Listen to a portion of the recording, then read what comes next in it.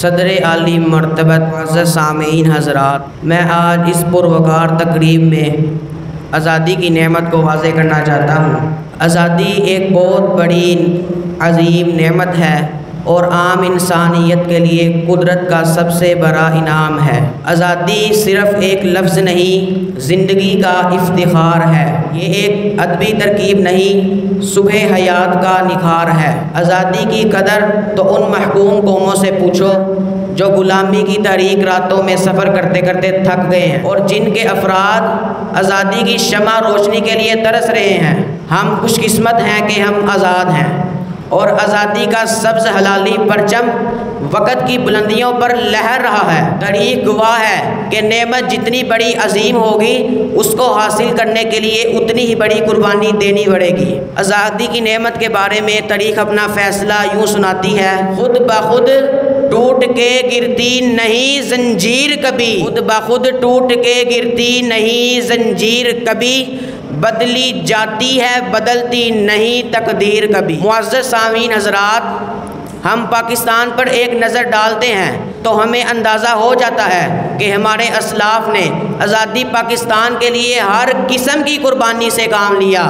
انہوں نے آگ اور خون کے سمندر عبور کیے، لاکھوں بچے کرپانوں کی نوک پر اچھالے گئے، بے شمار عورتوں نے اپنے سہاگ پاکستان کے ناموس پر قربان کر دیے، لاتعداد جوان ہندوؤں اور سکھوں کی گولیوں کا نشانہ بن گئے، ابلیس رقص کرتا رہا، انسانیت پردوں میں منہ چھپاتی رہی، ان شہیدوں کے لبوں پر تبسم تھا۔ وہ قائد اعظم محمد علی جناح کے جانثار تھے، وہ آزادی کے وفادار تھے، وہ دو قومی نظریہ اسلام کے فداکار تھے۔ ان مقدس لہو کا ایک ایک قطرہ 14 اگست کی حرمت کی قسم کھا کر کہہ رہا تھا: عشق و آزادی بہار زست کا سامان ہے، عشق و آزادی بہار زست کا سامان ہے، عشق میری جان آزادی میرا ایمان، عشق پر کر دوں فدا میں اپنی ساری زندگی، عشق پر کر دوں فدا میں اپنی ساری زندگی، اور آزادی پر میرا عشق بھی قربان ہے۔ یوم آزادی ہر مرتبہ ہمارے لیے آزادی کی قیمت، اہمیت کا پیغام لے کر آتی ہے۔ یہ دن پیغام عمل بھی ہے اور یوم احتساب بھی ہے۔ ہمیں دیکھنا ہوگا کہ ہم آزادی کی حرمت کو پہچاننے میں کس حد تک کامیاب رہے ہیں۔ عالم اسلام کے بطل جلیل قائد اعظم محمد علی جناح نے آزادی کے نام پر پاکستان کی صورت میں جو امانت ہمیں سونپی تھی، ہم نے اس کی کس حد تک حفاظت کی ہے۔ افسوس کہ ہم اپنی کوتاہیوں پر نظر ڈالیں تو ہمارے سر شرم سے جھک جاتے ہیں کہ ہم نے آدھا پاکستان تو گنوا دیا اور باقی آدھے پاکستان کو بھی ہمارے دشمن ٹکڑوں میں کرنے کی سازشیں کر رہے ہیں۔ صوبائی اور لسانی عصبیت کو ہوا دی جا رہی ہے، بائی بائی کا خون کر رہا ہے، مسلمان کے خون سے کھیل رہا ہے۔ وائے ناکامی بتائے کارواں جاتا رہا، وائے ناکامی بتائے کارواں جاتا رہا، کارواں کے دل سے احساس زیاں جاتا رہا۔ لیکن ہم اپنے دشمنوں کے عزائم کو کامیاب نہیں ہونے دیں گے۔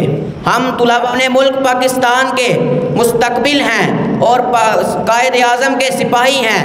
وفادار سپاہی اپنی جان پر کھیل جاتا ہے لیکن قدم پیچھے نہیں ہٹاتا۔ ہم آج یوم آزادی کی صبح کو گواہ رکھ کر عہد کرتے ہیں کہ ہم پاکستان کی عظمت اور سر بلندی کے لیے اپنے خون کا آخری قطرہ تک بہا دیں گے۔ قائد اعظم کی لازوال کردار اور تعلیمات کو سینے میں بسا کر سبز حلالی پرچم کو عالم اسلام میں ترقی کا پیا منبر بنا کر رہیں گے۔ ہم دعا کرتے ہیں: اے نگاہ وطن تو سلامت ہے، تو سلامت رہے تا قیامت رہے۔ جناب والا، آزادی کا نور ہمارے دلوں میں ذوفگن ہے، آزادی کا چاند ہمارے سروں پر جگمگا رہا ہے، آزادی کی خوشبو وطن کے ماحول کو بہاروں کا نشیمن بنا رہی ہے، آزادی کا سورج ہماری پہچان بن چکا ہے۔